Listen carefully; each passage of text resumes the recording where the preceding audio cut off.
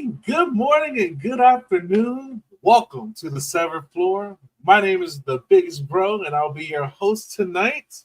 And thank you for joining us as we go over the movie, The Thunderbolts, the latest installment by Marvel. Now, you guys must be wondering, why are you called the Seventh Floor? Well, this group of four people came together while just talking about the show Severance, and we're like, we need to come and talk about this, get it out of our system, and we created the Seventh Floor. And well, the name stuck, we like it, and as long as we keep going on, we're just going to call it that. So yeah, let's go into what we're going to be talking about today, which is the Thunderbolts. We're going to go over a really brief synopsis right quick and show you what's going on, and then I'll bring my friends in and we'll get it started. All right, the film begins with Yelena Belova on a mission to destroy a lab connected to Valentina.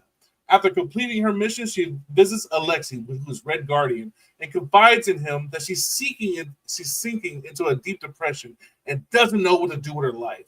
Meanwhile, Valentina is on trial by the U.S. government, which is trying to expose her illegal human experimentation activities. Bucky is now a U.S. congressman and is secretly investigating Valentina. Yelena is given one final mission by Valentina, which sends her to a secret base to eliminate a target, Ava Starr, better known as Ghost. When Yelena arrives, she also encounters two other assassins, Taskmaster and John Walker, who are also sent by Valentina. It's revealed she planned to have them all killed while she covered up her crimes. Congress is working to impeach Valentina for corruption, and Bucky is aiding in the investigation. Ghost kills Taskmaster early on with a headshot. It becomes clear that the entire team was sent to be eliminated by Valentina. Everyone who touches Bob experiences dark vision of their past due to the void that lives inside him. Valentina manipulates Bob to bring him back to her side. Bucky and the Thunderbolts unite to stop Valentina. In a surreal moment, the team enters the void to help save Bob. When they confront Valentina, she then tricks them by introducing them at the press conference as a new Avengers. And surprisingly, they accept their title. So, given that brief synopsis, we're going to deep dive into it. Let me introduce my co-host, the real Hanano, the one and only, and VideoShane.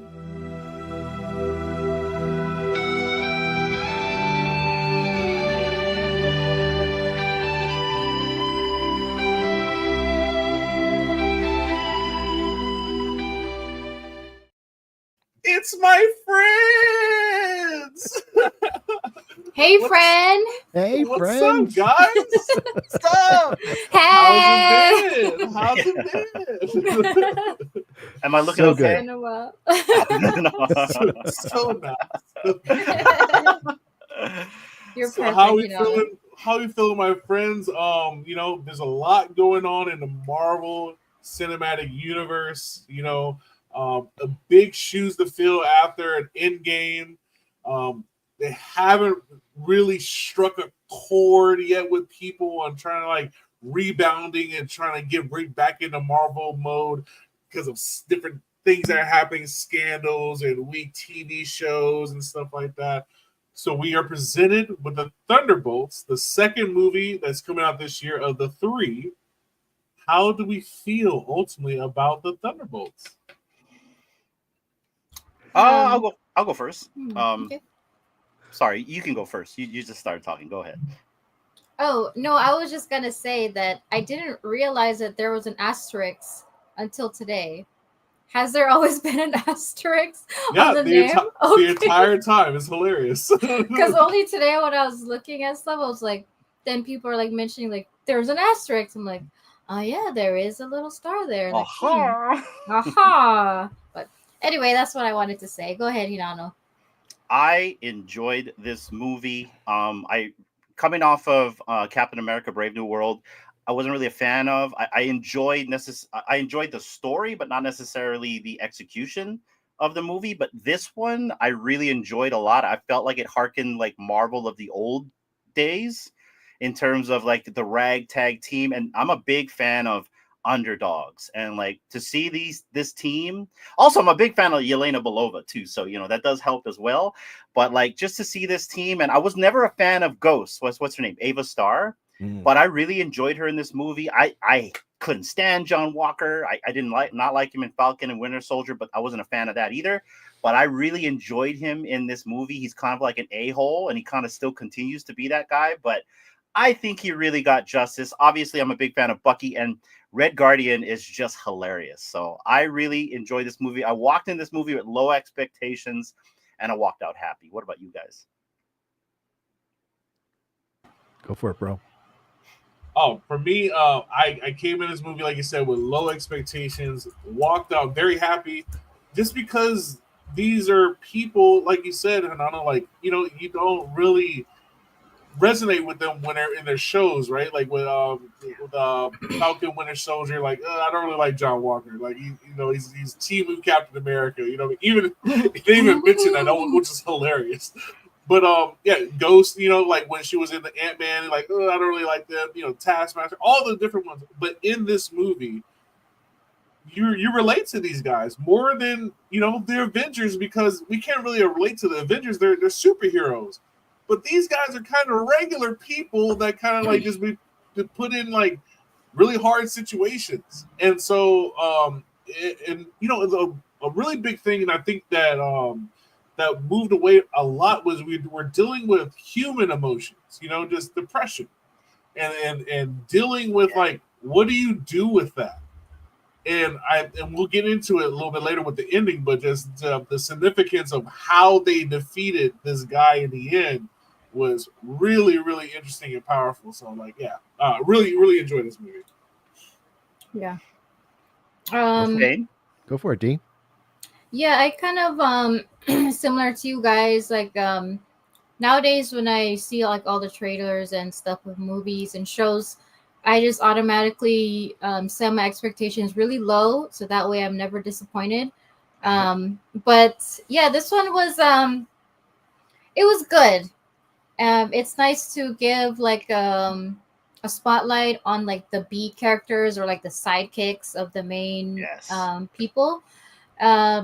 And it's like I like that they're really flawed, and they all have their, I guess, kind of like their bad side, I guess you can call it, but they're able to overcome that together. And then at some parts it was like really campy for me.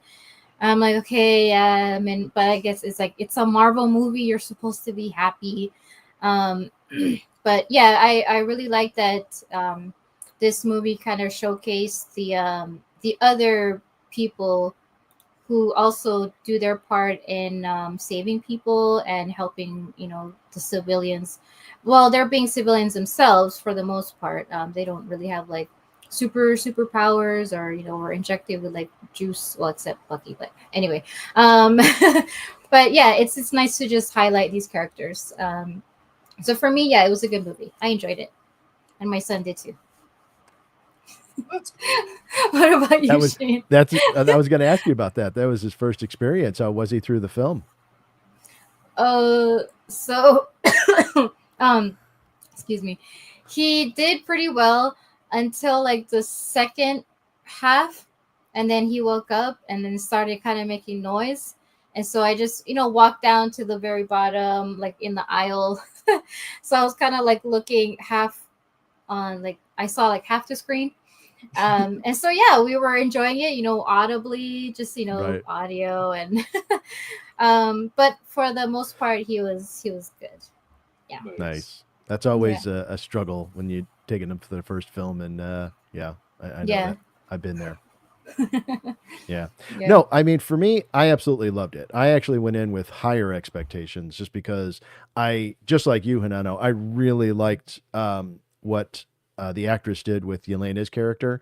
Her accent was just was great to me. I actually watched an interview with her, and they were talking about, they kind of said, well, which of the Red Guardian and Yelena, which one has the better Russian accent? And she's like, well, Actually, my accent is more Yugoslavian, so I had adjustments to mine, so they're not both Russian. And I was like, oh, she's a professional. She knows like the subtle differences in the way to present herself with the specific accent for how her character would have been. So yeah, I and just from a human being standpoint, I really like that actress, and just often a lot of times I think you see how people truly are as opposed to them telling oh, I'm really a good person, you should trust me.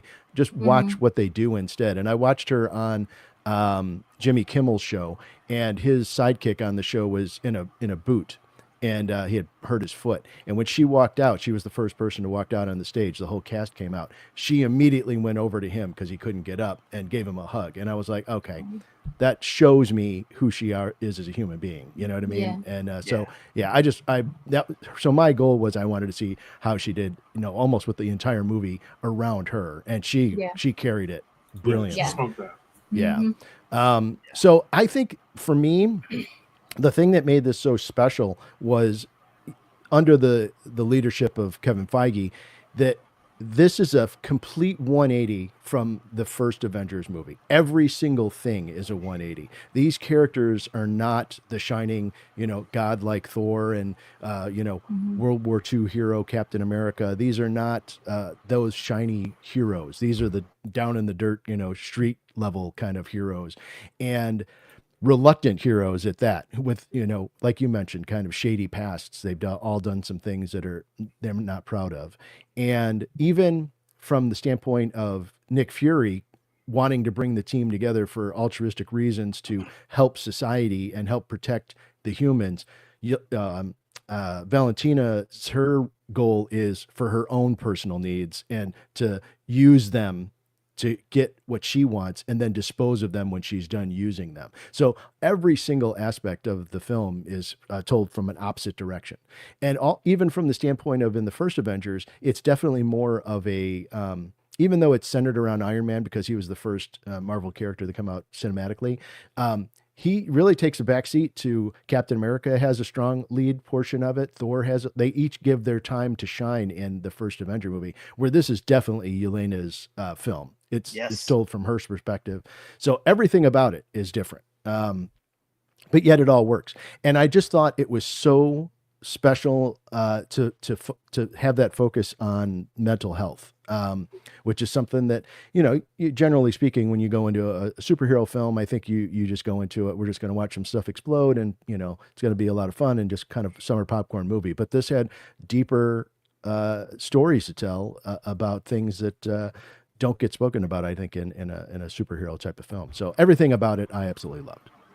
Can I add to that? I want to add to that about the characters, about them being like, say, the B side of the characters, but as well as having that 180 flip of being the stark contrast of what the Avengers used to be.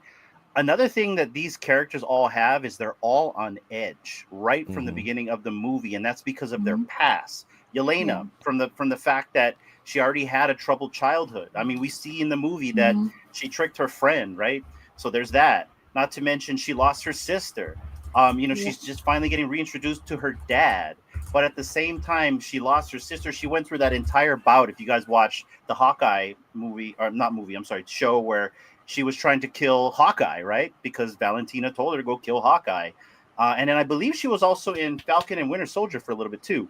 But then she went through all of that only to find out at the beginning of this movie that she's just literally like ghosting life, right? She's like sleepwalking half the time. And she's pretty much at this point already. She is on edge. Same with John Walker, on edge. Lost his family, lost his kids. He's literally, he wanted to be Captain America, and he pretty much shamed that title. The Red Guardian, trying to reclaim his glory, right? Find out he's a limo driver. So, and all that stuff. Bucky as well. He's kind of long in the tooth. He's a freaking, he's a politician. He's completely what he didn't want to be. He's become a politician. Then you have Ghost. If you guys don't remember from Ant-Man, she were having issues with phasing in and out, and I don't think they ever fixed that with her. So I'm still trying to figure out how is she staying stabilized as well. And don't even get me started on Taskmaster, but like these guys are all on edge. Another thing that I want to point out too is like the other movie how they show the other Avengers. It's like they show them like, you know, Captain America, he's like fit. Thor is like this beautiful god looking person. All the ladies are like really fit and, you know, sexy. And then this one you have like Red Guardian, who's like chunky. He's like not even showered for days. And he's, even though when he showered, he still looks like this picture. Like they don't beautify him. You know, he's like a normal person who's really strong and kicks ass. So I like how they like really show like the real like human side of these characters. Anyways, yeah, absolutely. Just adding that. Yeah. Yeah, even their to your point, their uniforms themselves are just kind of dingy and almost dirty, and you know, they've been on the streets, as it were. They're literally wearing the same stuff that they were wearing at the beginning of the movie, if you think about it. Yeah. Gosh, they don't show. Yeah. Yeah. And you know, the cool thing about this movie is, even though we didn't get like the huge fight scenes, the fight scenes that were in here were really, really nice. I really like the vault scene where they're all fighting each other, and how Valentina, as sneaky as she is, she played them very well, and like she sent everyone to kill their like the person that can get them. Like, you know what I mean? Like, you send Ghost to get Taskmaster because in the end you can just phase in and get her. You know what I mean? Yeah.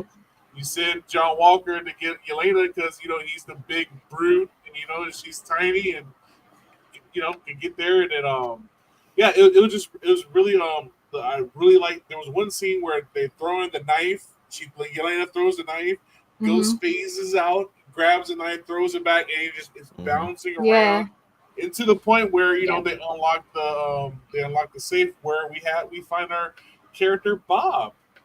Yeah, that was like such a really, like, I don't know how many takes that took, but yeah, the whole fight scene in the vault was one of my favorites. Yeah, just like so much action. Well, I mean, they're in a tiny space if you think about it, with like the five of them, and yeah, well played. Anyway. Yeah.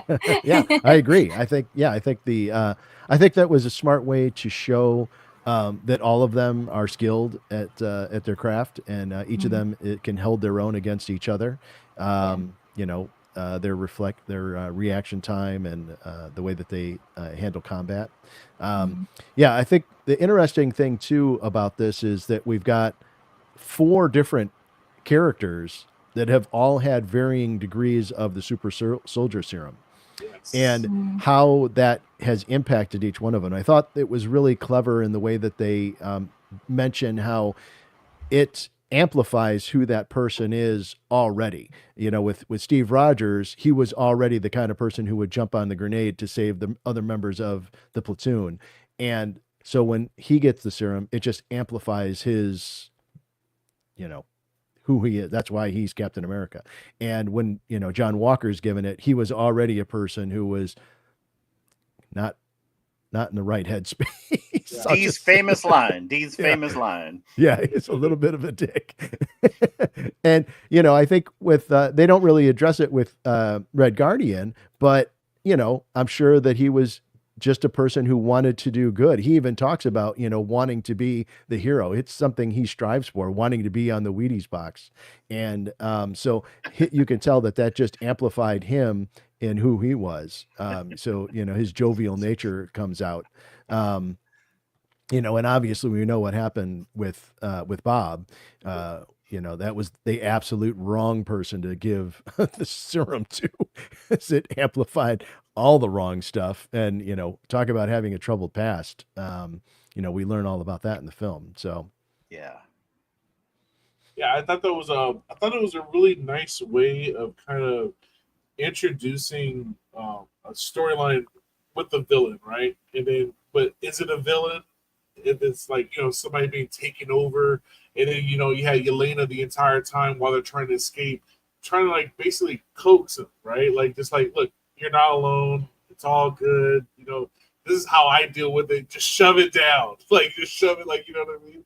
Yep. And he's like, what do I do with, like, you know, even naming out the void? You know, what do I do with the void and stuff like that? So, how did you guys feel about him slowly becoming the the anti-hero or the bad guy of this film? His build.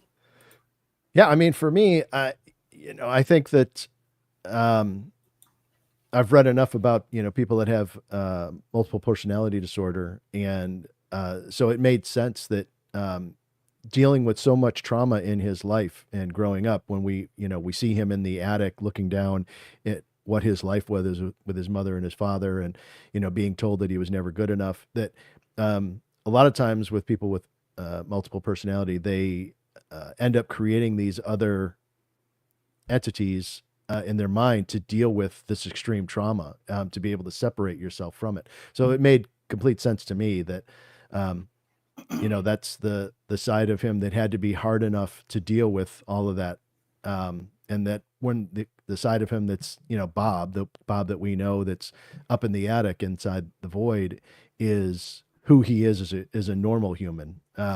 So yeah, it's a lot to digest and a lot to think about. But I thought it was really, really clever in that you can have this incredibly powerful character who is also incredibly dangerous if he goes in the wrong direction. It'll be very interesting to theorize, and I'm sure we'll get into this in a little bit, but theorize how this will play into Fantastic Four with Doom and Secret Wars next year. Oh yeah. I don't really know the character Sentry very well. It's my understanding that they completely changed the way his origin story was, and I don't know what his origin story was, but from my understanding from reading some snippets online, there was a way that Spider-Man No Way Home kind of like used Sentry's origin story, so they had to change it for this. But as this character, I really enjoyed him as like basically he's a bystander, right? That basically turned into this well, basically not really a bystander. He had trauma and trouble as well, but I kind of look at him as like a bystander. Like he shouldn't have been there. He shouldn't have taken that drug, but he did. And this is what you get. You get like a normal person turning into whatever this is because of his trauma in his past. Yeah, I think that's one of the things that Marvel does really, really well is create complex characters that have multiple sides to them. And unlike, a lot of times on the DC side, they're more, godlike in Superman and Wonder Woman, and it's hard to find flaws or ways to defeat them, essentially. Whereas I feel like on the Marvel side, they do a pretty good job of coming up with ways that they've got things that they have to overcome, whether it's Daredevil being, blind, or whether it's, Sentry having multiple personalities. There's always something, or Spider-Man having, his family that he has to constantly defend, and they humanize him. They humanize him. Yeah. Yeah, that's good. I'm hoping not to talk about Superman, but I'm hoping that type of humanization goes into the DC movies going forward, James Gunn. Yeah, the new trailer for Superman looks real good. I was very impressed. So good. Yeah. It looks like they humanize him. Like I get it with Cavill, he was like this godlike being, but with Henry, is it Henry Cornsfit? The guy from Twisters. I really enjoy the interaction. I like that he's emotional. It looks like it's a younger Clark Kent. I love the fact that Ma and Pa Kent is kind of like a very Hick-like Ma and Pa Kent. And it's my understanding it's he based Ma and Pa Kent off of the farmers that it was growing up when he was younger, James Gunn specifically. So he's like in a double wide trailer. But anyways, this is not a Superman. Yeah, right. We're going on another path. Yeah. Well, I mean, we're talking about Superman because of Sentry, right? And then we kind of get that glimpse when after Bucky does kind of saves him. Ray Guardian kind of saves him with the limbo surface, right? They were like, Yelena, it's Daddy. it's my She's dad. Like, oh my god! Oh my god! You're embarrassing me. That's so funny. Just like she's going through a teenage thing, but she's like definitely like 30 something. Right. Oh, here he comes again. But he's coming in to save the day. So and then we get that moment where they're up there in the Avengers Tower and Valentina has them in there, and she's trying to goat them into like turning violent on her, so like she can unleash Sentry on them. And then when Sentry comes down and like the new suit is blonde and stuff like that, all gold. yeah, and then they get into that fight, and he's just like, "Oh yeah, why am I listening to you? I am a god." Yeah. Like when he threw Red Guardian out the window, and he was like, let me catch him and throw him back in here. Like, yeah, that was intense. How did you guys feel about his power level? Like how he looked during that scene? Like I said again, I don't really know Sentry too well, but it's my understanding he's comparable to Superman. So my understanding he is the Superman-esque type of being of Marvel. But I guess it was okay. I really wish I wish he had more scenes where he was a little bit more evil in a physical form. You know what I mean? Mm-hmm. Yeah. And then maybe throughout the next movies we'll see him more in action. I don't think he was in action as much, in my opinion. Yeah, I agree. For being like the main I guess villain or anti-hero, I think he should have had more scenes where he was actually like kicking their ass or just, doing bad stuff before, he turned back to being good. Yeah, same for me. Like, I don't know a lot about Sentry. So when when they were still at the warehouse, the vault, and, they were all the soldiers were like shooting at him, and then he like literally like stopped all the bullets. I'm like, no way, that's like Superman. That's like, you can't do that. You can't be too Superman like people. But like I said, I don't know a lot about Sentry, so that like really surprised me because I wasn't expecting that. So, yeah, I mean, it's tough to, kind of look at it after the fact and try and guess what they were trying to accomplish. I think they were holding off the big reveal as long as they possibly could to have it have the most impact. And I also feel like this is really our first, this is our first introduction to this character. It's never been introduced in any Marvel piece before this. And I kind of appreciated the slow build up to it because as I said, I feel like he's going to play a major role next year with Doomsday, or is that what it is? Avengers Doomsday, right? Yeah. And that's just my guess. I've been reading some stuff online that there's going to be some. It'll be like 10 times what they had to defeat with Thanos. So it'll be interesting to see as him having to kind of coax out that side of him to be able to fight Dr. Doom. It's in a lot of ways, it's like when Hulk regressed after he got scared essentially from Thanos and he didn't want to come out. So we got kind of this half Hulk. So it'll be interesting to see, if the Void is willing to come out again to go up against Doomsday. And for all we know, it may come out to Valentina that she is the one who instigates it again and says something stupid that aggravates him to push him over to the Void again.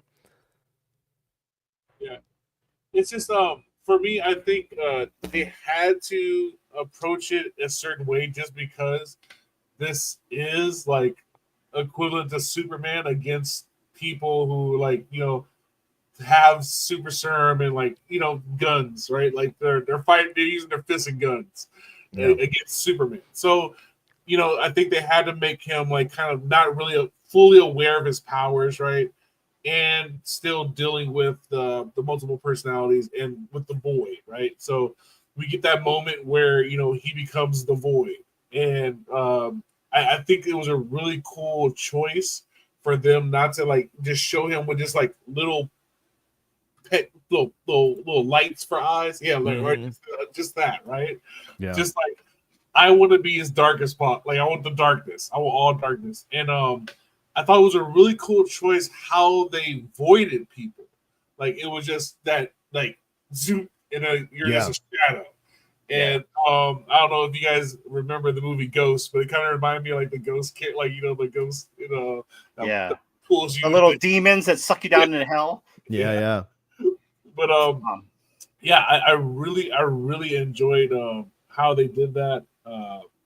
And then going back into how they all got pulled into the to Bob's visions, right? And then like they had to deal with their own vision. That's we even saw Valentina dealing with what she went through as a kid, which she mistakenly told a stranger where her dad and her lived, and got her dad killed. And so like this is what we get as Valentina. Like, this is why she wants to protect the world by any means necessary, so stuff like this doesn't happen. Like we're learning more about our characters. Even with John Walker, when he had his, he was looking at the elevator shaft like he was about to like go down it, just like. So it was just really interesting how they play that off with the Void and stuff like that. Here's my thing. Here's my thing about Sentry. Sorry. So my thing about Sentry is I feel like with Doomsday coming up, and if he does come back, he's going to get overshadowed by every other character coming back for Doomsday. And so that's my one thing about this guy is he forgettable in the next movies, because you're going to get Robbie Downey Jr. back. You're going to get all the old Avengers back. The X-Men are returning, right? And so I feel like Sentry is going to get overshadowed.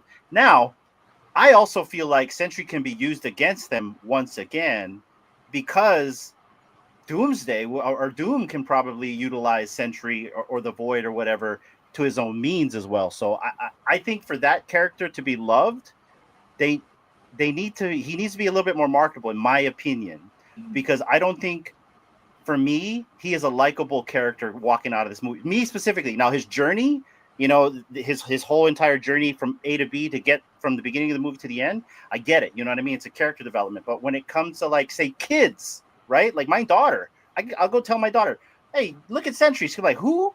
And so that's kind of where I'm getting at, right? Like, none of these kids are going to know who Bob is.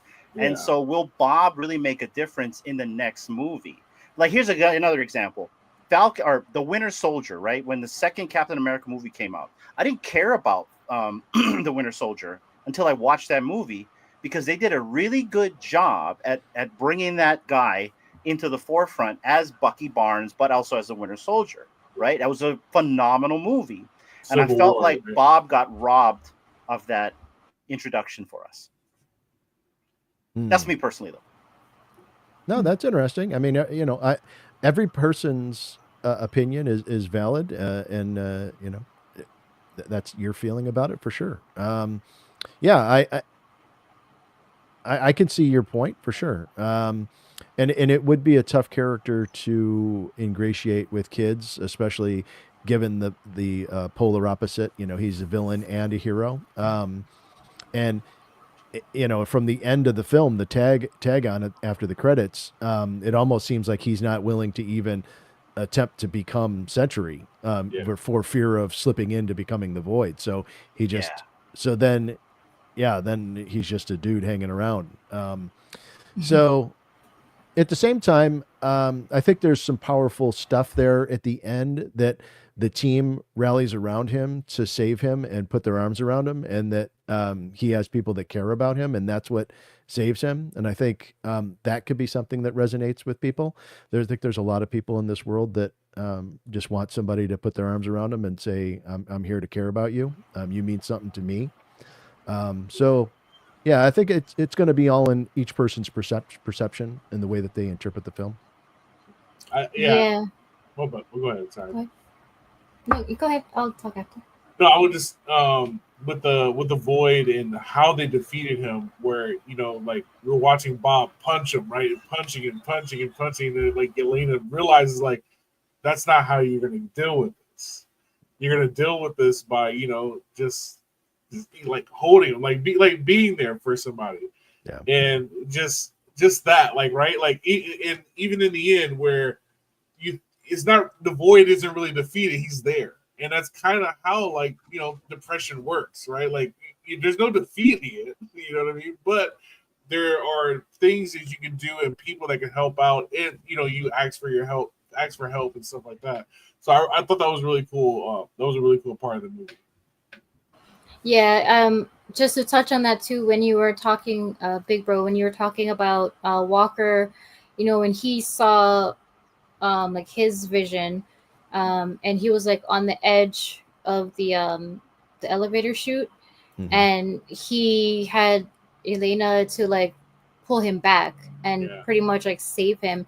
So a lot of parts in the movie, when I was watching it, it's like almost relatable with like people that I've known and stuff I read about. Like when people get like so deep into themselves that they almost like go off the edge, and sometimes you just, even when you're not asking for help, it's like a friend knows or sees the struggle you're going through, and they're there to like pull you back, and it's like, don't take that step over the edge, kind of rein them back. And so a lot of the characters in this movie were like, going through that in their own way, and they eventually were there for each other, and that's kind of what helped each one overcome whatever like internal battle they were all dealing with. And that's very important. So that's something like for myself, like I saw in the actors play out, like all this stuff like happens in real life, not just like in the movies, but the way that they depict it was like just nicely done. So yeah, I also feel like it's not overly stated, but the fact that each one of those characters, the Thunderbolts, is an individual. Valentina had them all going out individually doing these acts for her, and they didn't have a support group. And it's almost like Bob brought them together, and they need him as much as he needs them, to heal themselves as well. They needed a family. And can we talk about how great of a job Florence Pugh did as Yelena? And I really feel like, because like if you think about it, the leader of the previous Avengers was either Tony Stark or Captain America, right? Depending on who you like the most, or depending which movie or timeline that you're at the same time. I really feel like that they were setting up for Bucky to be the leader, but the leader is her. Oh yeah. Like she literally, this was her movie, exactly like you said. But even more so, it's like, because this movie's all about confronting darkness, in my opinion. And like, seeing her in the void with the red room where she's luring her friend in there to die, basically kill herself, like, and to see her not only like try to overcome that because she's on edge, but be the anchor for all these guys too, in my opinion. I think she did it very well. But you see it at the beginning of the movie where she's like, literally, this is her. You can see the state of mind that she's in, and she's literally jumping off the building like she don't give a shit. You know what I mean? Like jumping off of buildings, like literally jumping out of a car for her. So I really enjoyed this act. I really enjoy this actress. I love her in all her other movies. I really like her as the Black Widow now. I do not miss Scarlett Johansson whatsoever, even though she was great in the role. And I love the fact that she's a little bit more of a huskier woman versus like Scarlett Johansson. And she's more of like a tomboy. And I really love the dynamic between her dad. But like, I really wanted to talk about Yelena because she is really one of my favorite characters in Marvel when it comes to a female. And I think she did a phenomenal job. What do you guys think? I agree with your entire sentiment. She was a really nice highlight out of the Black Widow movie for me. They came out of that like really liking her character. In a Hawkeye build up right there, and then this movie for me smashed it. Loved her character, loved the arc, loved that she was trying to help out everybody throughout the entire time. And just super duper personable. Like we understood. You know what I mean? Like everything she was going through, like, I know that feeling. You know what I mean? Like, and one of the coolest things was that beginning shot. The little behind the scenes with that, she actually did. Yeah, I saw that too. And that it's awesome. It's awesome that she wanted to do that, and especially after the Black Widow one, where it's like a complete CGI jump off she had off the building. That was kind of like made fun of. So like her redemption right here was pretty awesome. Yeah, and I like her. Like she's not overly like funny where like you're laughing at all her lines, but she's so subtle in like her jokes or just the remarks that she makes, and you're just like, huh, yeah, that was funny. But it's like in the way she says stuff, it's like she still has her serious face on, but like dry humor. Yeah, but it's like you have to get her to get what she's saying. Like, yeah, she's phenomenal. Love her. I also love the fact that she is playing it completely different than Scarlett did. You know, this is a very different Black Widow. The way that she fights is different. The way that, you know, what's going on with her emotionally. And I think that's super smart. You know, they established in the Avengers that Scarlett had Hawkeye essentially to lean on. They spent a lot of time together. And so she was able to have a support group essentially. And Yelena, it sounds like, didn't have that and wanted it from Red Guardian, but he was, you know, not there for her. And so she, you know, she had to deal with a lot of stuff on her own. And that comment about, I just push it all down, you know, and then realizing that that's just a thing that afterward, I shouldn't have told you that because that's not the way to deal with it properly. And I think, she, you know, that's maybe something that she would normally just tell people, but I don't think she just pushes it down either. She finds other ways to let it out. But yeah, I everything about the way that she portrays this character is fantastic to me. And yeah, I mean, I loved what Scarlett did with the character, but I'm really enjoying what I'm Florence Pugh. Florence Pugh. Yeah. And it's when we saw this movie, all I could think about was in the other Avengers movie where she's fighting with her sister, and she was like teasing Scarlett, like she always lands like a certain way, and then or the hair, and now it's like it was just funny how she was like telling her sister that, and now she's like got a leading role, and she's flipping her hair. So it was really cool to see. So we do have some speculations from my man Hanano here. But before we get into speculation talk, we have a short commercial break.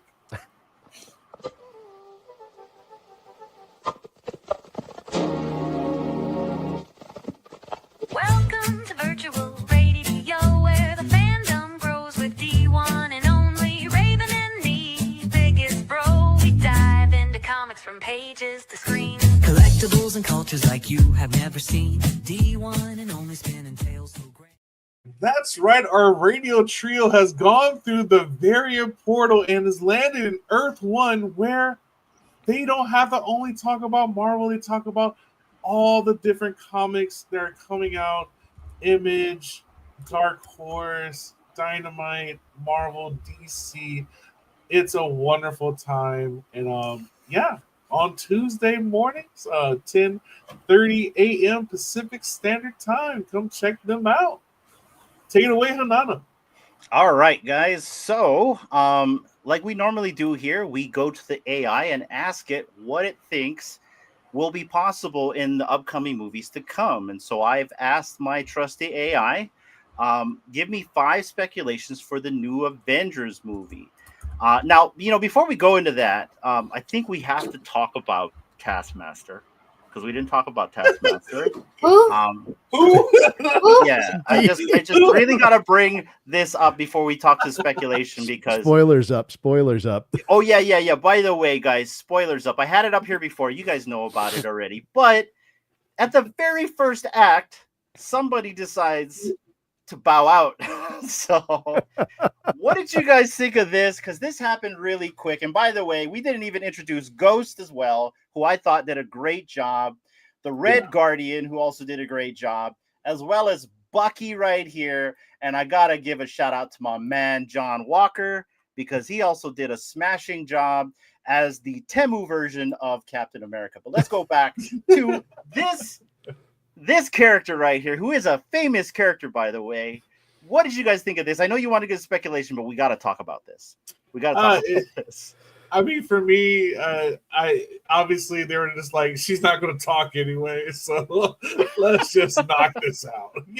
Let's just get this out the way. It's like, I mean, in a lot of ways, this is like almost what they did with Deadpool initially in the Wolverine movie, where they made him put a skin over his mouth. And so it's not the same character in the books. I had no problem with what happened. I hope they bring this character back in a way that is more accurate to the books, because I actually love this character in the books.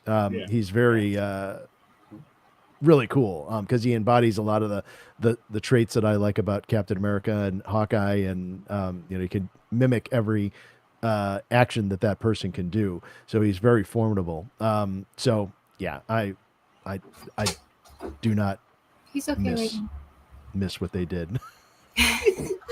Okay, that totally glossed over my head because maybe I didn't pay attention in the beginning parts because I was just looking at the fight scenes, but I don't know who Taskmaster is. And then on VR, there was the book that you were talking about, Big Bro, about Taskmaster, and you're like, oh yeah, in the movie. I'm like, what movie were they in?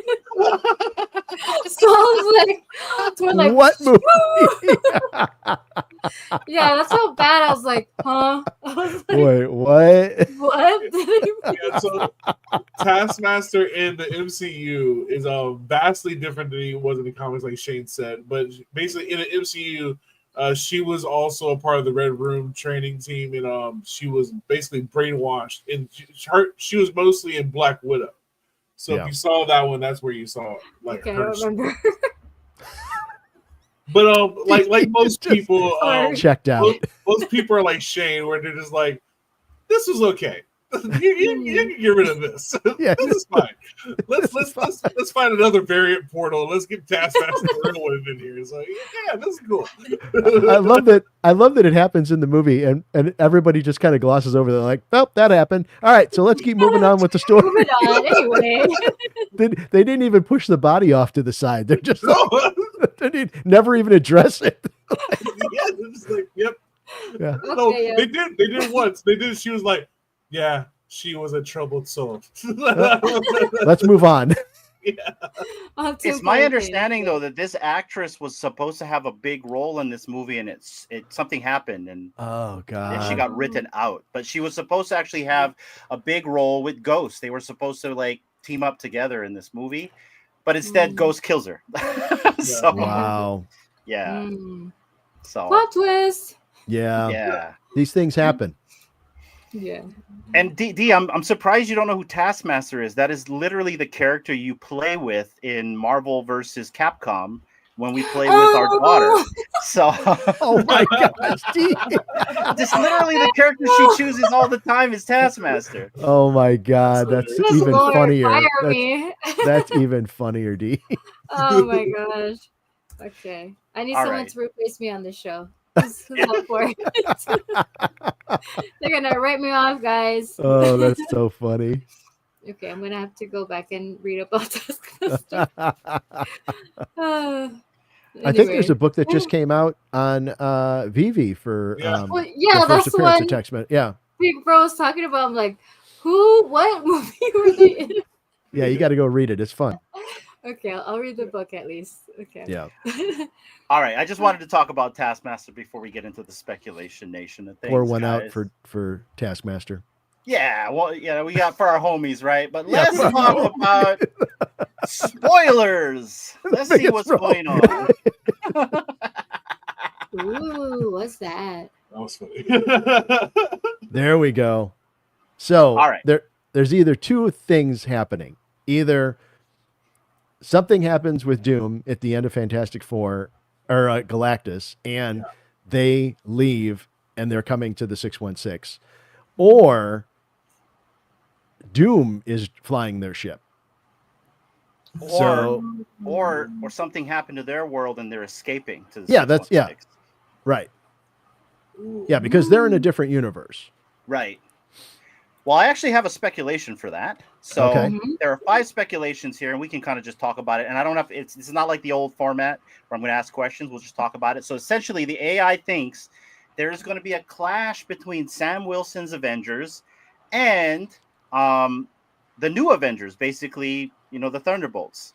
And so essentially, What do you guys think? Now, we learned in the movie that I guess Bucky was trying to talk with Sam about it, and he wasn't happy that they started the new Avengers.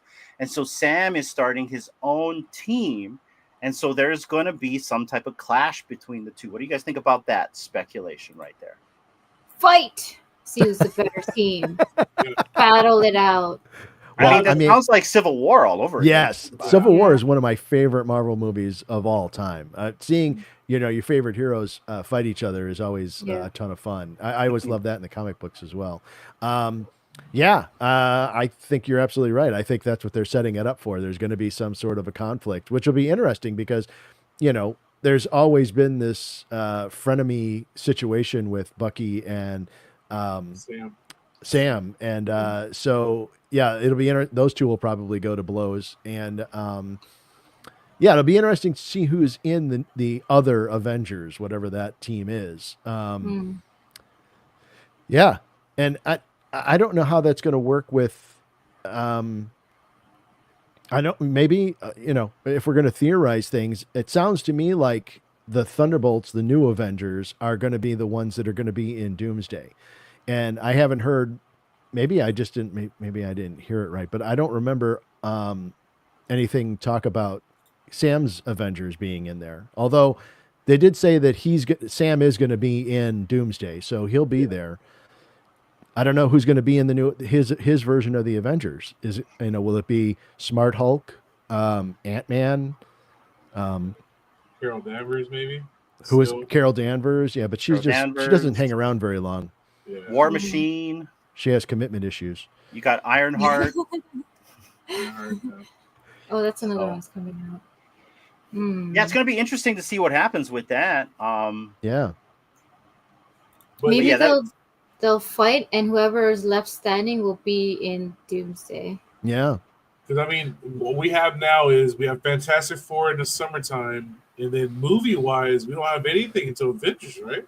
Exactly. Next year for Doomsday. And then in between that time, I think we're getting the Ironheart show. Mm-hmm. Yeah, I think there's one more show. I can't remember who it is. But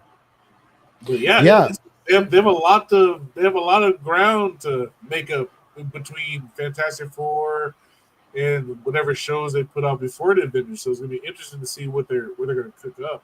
Well, I heard some speculation online that they're already thinking about splitting Doomsday up into two parts, one in May and one in December, which would mean we'd get an Avengers movie in May, a second part in December, and then Secret Wars in May again.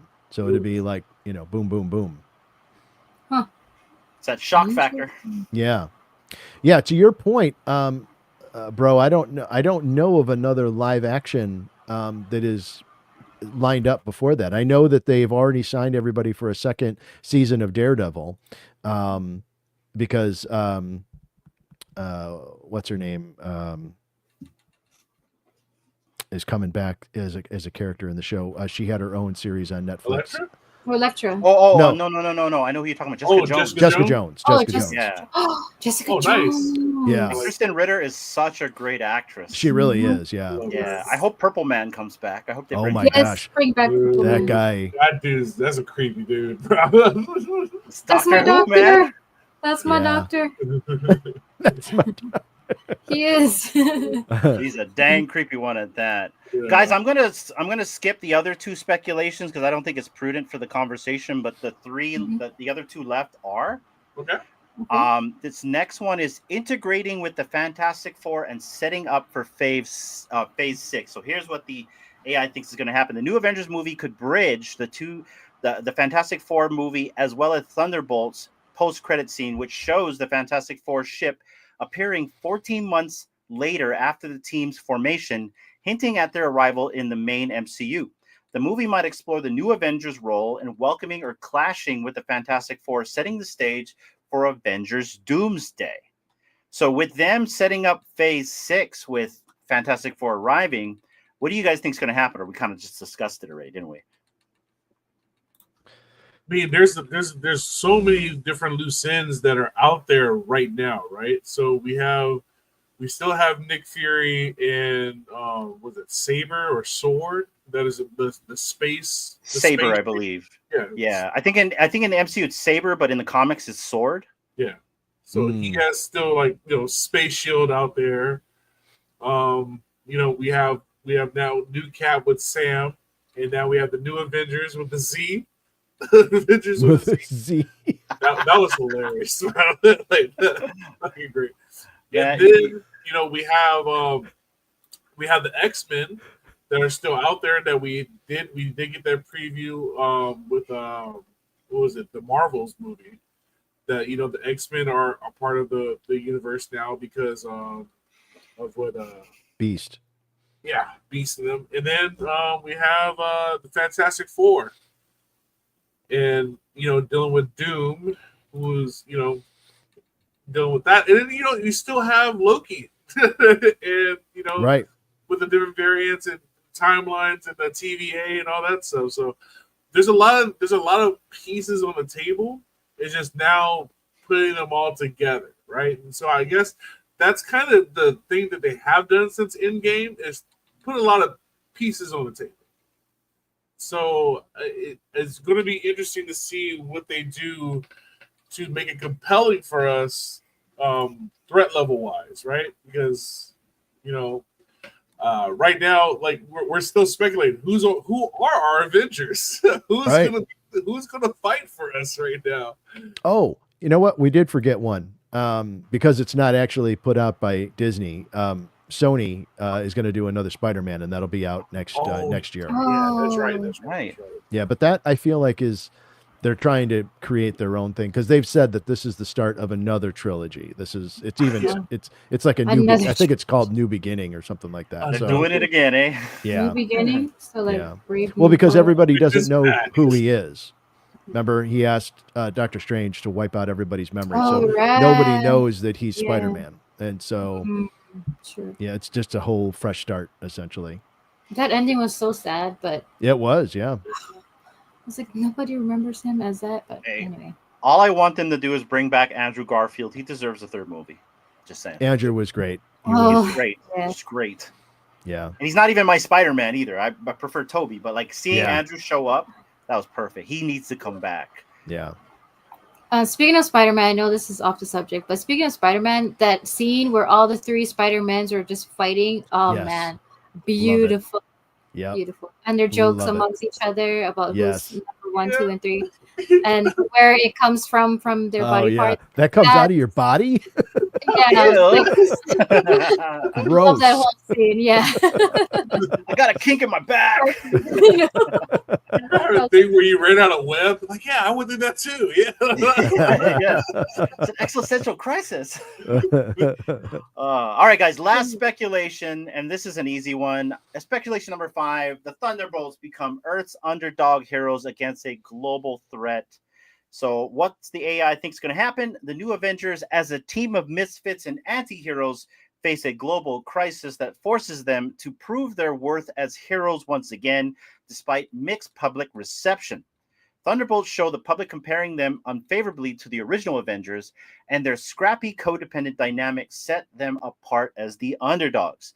The movie could pit them against a new villain, possibly teased in Doomsday, or a global catastrophe right here. So, do you think that these are going to be the next Avengers, or are they really just our stunt doubles for the new team that's going to show up later? I think that they're selling us as they are their new Avengers, and I think that was really cool what they did with the movie title change, and where it was Thunderbolts asterisk, and then after the movie's out, they put it in the new Avengers, because now before the movie, if they would have called them the new Avengers, we would have been like, nah, we're not watching this movie. This is not it. But now at the end of the movie, you know what? These are our guys. Let's go. Like, you know what I mean?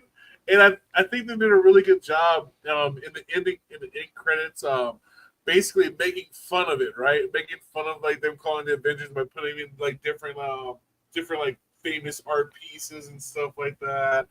Just making fun of it, right? And then like, in the end where you're kind of like, no, I defend them. Like I I want Red Guardian to be on a Wheaties box. I'm glad he's got his Wheaties box. You know what I mean? And all that kind of, yeah, it's great.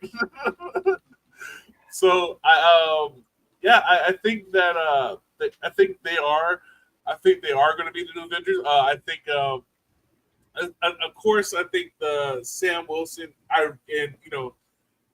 like you said, the movie, it was okay, but I really enjoyed his story. I really enjoyed Sam Wilson's story of it.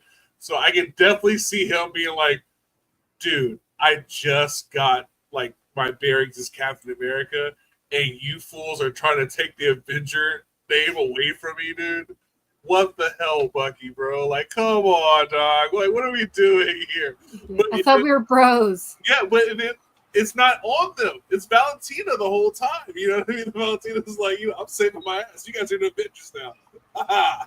So it's going to be really interesting when they combine them and seeing like how they're going to be able to work together and stuff like that. I love that what he said there, because they're pretty much the Avengers by accident, right? At the very end of the movie, they're literally the Avengers by accident. But I'm with Big Bro on this. I really want this team to be the new Avengers. I like Sam Wilson. I like the old Avengers. You also got Miss Marvel that they're bringing into the fold, as well as all these other characters as well. Kate Bishop. Young Avengers, yeah. Yeah, and there's always different teams. There was the Young Avengers, there's the New Avengers, there's the Avengers, West Coast Avengers. But like, what I really like is I like this team. I like the ragtag type of people. I like the fact that they're the no names. I like the fact that we're going to get to know John Walker. We're going to get to know Ava Starr for once. We're going to get to know Ghost. We're going to really get to see Yelena Belova blow up. And Red Guardian. I got to tell you guys, Red Guardian is like my favorite character in this movie in terms of like someone that's just memorable for me. That guy with like the freaking limo driving to like his quips to the Wheaties box at the end of the movie, everything about Red Guardian, not to mention the fact I really like David Harbour as an actor. Yeah. Phenomenal. Now, besides Red Guardian, I really like Yelena as the leader. I think she does a really good job. I think we need a female in the role of a leader in the Avengers, and I really hope the new Avengers is the Avengers. Yeah. And she's so tiny and cute, but she's fierce, man. So I really like that. And just looking at this picture, doesn't it look like what's her face is like sharing the same body as Ghost? Yeah. Yeah. Isn't that like I think they just painted her in there. Yeah. I was just like, whoa, it's like one body, two heads. Yeah, that's 9. Oh, okay, you're rating. Okay, what's 9? Yeah. Got it. Yeah, I agree. I really think these are the new Avengers. And it was so interesting how they did that at the end, where they're like going after Valentina, and then she like goes, and you think I thought it was gonna be like something different when she goes through the curtains, and then when they go on the other side, it's like these people are here, and she presents them as the Avengers. I'm like, whoa, that's so cool, because I was not thinking that's how it would have ended when they all came back from the void. So that was cool how they did that. And I'm glad we watched it the week it opened, because everyone and their mother on X was spoiling this movie. Yeah. You know what I mean? Like, Yeah. literally, if you didn't watch it, you would have been spoiled, and you would have already known they would have been called the new Avengers. Like you're getting spoiled right now. Well, it did say spoiler warning in the beginning. That's true. We put up our stuff. Yep. We put up our stuff. Put up our stuff. I mean, back to the other thing. This is what I think is going to happen with the ship. I think that the entire Fantastic Four movie is going to play out, and I think the ending of Fantastic Four is them leaving in the ship, heading towards 616, and then it'll be Yelena seeing the ship, and then that's the end of the film. At least I think, and unless it expands even further, and which would be weird that they take all this world building that they're doing with this I love the look of this kind of stylized futuristic version of what we thought society would look like. Yeah. And then to have that, even if it's the last 15 minutes of the movie, them escaping and meeting with the new Avengers and them convincing them to come back and try and stop Galactus. I don't know. We'll have to see how it all plays out. But to your point, yeah, that's a tough one. I agree. I fell in love with these characters with this movie, and I want them to be the new Avengers. But you know, there's a lot of friction there because we've also spent a lot of time with Sam, and you know, Steve Rogers entrusted him with the shield. He didn't give it to Bucky; he gave it to Sam. True. And yeah, that's a tough one because at the same time, like we've discussed down here, we don't even know who is in Sam's team. Like, so we have no connection to it. And at this point, because we've, you know, this film came out and is so good, and we all kind of fell in love with these characters, then it's going to be tough for them to establish, here's other Avengers, and which one do you want now? Well, I'm already used to these guys, and I like these guys. And I think that for me, everybody loves a good redemption story. And to see, you know, John Walker go from killing somebody with the shield to finding a way to redeem himself. I'd love to see there be an actual redemption for him, to have another moment where he loses his shit and is about to do it. And he's like, no, that's not who I am anymore. You know what I mean? Yes. Like to have that full circle, like we had with Bucky. You know, he had to break himself of the, you know, the hypnotic trance that he was under. And, yeah, so we'll see what happens. I have a feeling that these are going to be our guys that are going to be the main part of Doomsday. Yeah, I feel like that's why they're going to have to battle it out to see who's better, and whoever is left will be the main Avengers. Yeah, I think right. it'll be like a mix of both teams, and maybe or maybe something happens to where, because you know there's there's different worlds. Yeah. So maybe something also happens where part of both teams end up having to go, or maybe they're forced to go elsewhere. And then we're left with a mix of these guys and Sam's guys. And that's just my thing. No, that's a good idea. I think you might be onto something. Yeah, I think you're spot on too, D. Because you know the spoilers for Doomsday states that a lot of people will die, and so we're probably looking at some of the people that will die. But what I really want, and maybe a lot of people that really love all these other legacy characters like Thor and Hulk, is I really want the old guard to leave. You know, I really want the Hulks and the Thors to go, even though people love those characters, but it's long in the tooth for them. And now's the time for new blood to shine. Yeah. And I really want to see like John Walker. I want to see his character get developed, right? Because like we didn't know who the Guardians of the Galaxy was until that movie became successful. And then Star-Lord really became Star-Lord. Well, who's to say John Walker can't have a redemption story and really becomes a special agent, right? Yeah. Or even Ghost becoming Ghost. Like, and really getting to know that actress. Like, you know, any of these actors and actresses can become mainstream. Red Guardian is one of them. I can see Red Guardian on an actual Wheatie box, right? You know what I mean? So, like, I really want to see these guys come up on top. Another thing, you talk about world building. Well, in the end credits, you hear from Elena that it's been a while, and there is some type of threat, some kind of cosmic threat going on as they're talking about it. In that post-credit scene. So there's a bunch of stuff that we don't know what happened from when the movie ended till we saw that post-credit scene. And so will we get to see that? Will we get to know the gist of what happened? Or are we going to go right into what you were saying, Shane? Fantastic Four ends. We fast forward to months later, and we're at where the Thunderbolts, aka the new Avengers, see the Fantastic Four come out of the wormhole or whatever. Yeah. So. And there is already cereal. I mean, you saw the cereal in the end credits, so they have them out there. They just have to give them to the stores for us to go and get some. Yes.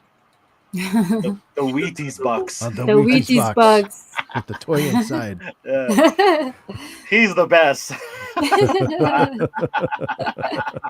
I just love how they're street level, just hanging out on the streets. It's awesome. Yeah, I love that. Yeah. Agreed. Well, gang, I think this is a really awesome talk, awesome review.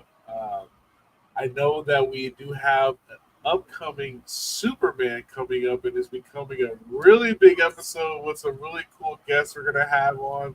So I'm looking forward to that. And then, you know, guys, if you guys want, put some suggestions in the comments of what we should watch. What would you want us to talk about? There has been a lot of cool movies and shows that have been coming out. So yeah, let's get down to it.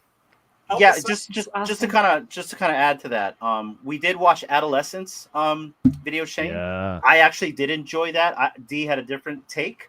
But what I enjoyed was the continuous filming. Yeah. You know, the way they made it, right? And when you understand how they made it, then you can understand why they did what they did. And I actually did enjoy the ending. I know a lot of people felt like it was it ended on a whimper because you didn't get a lot of context at the end, depending on what kind of context you were expecting. But I like just seeing it from that perspective at the end. I know this isn't an adolescent stream, but those are the type of shows that we've been watching.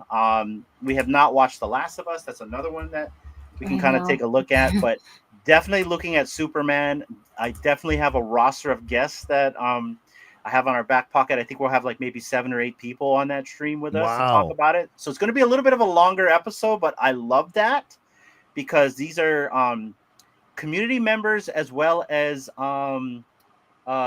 community management people that will be on the stream to talk about this fandom.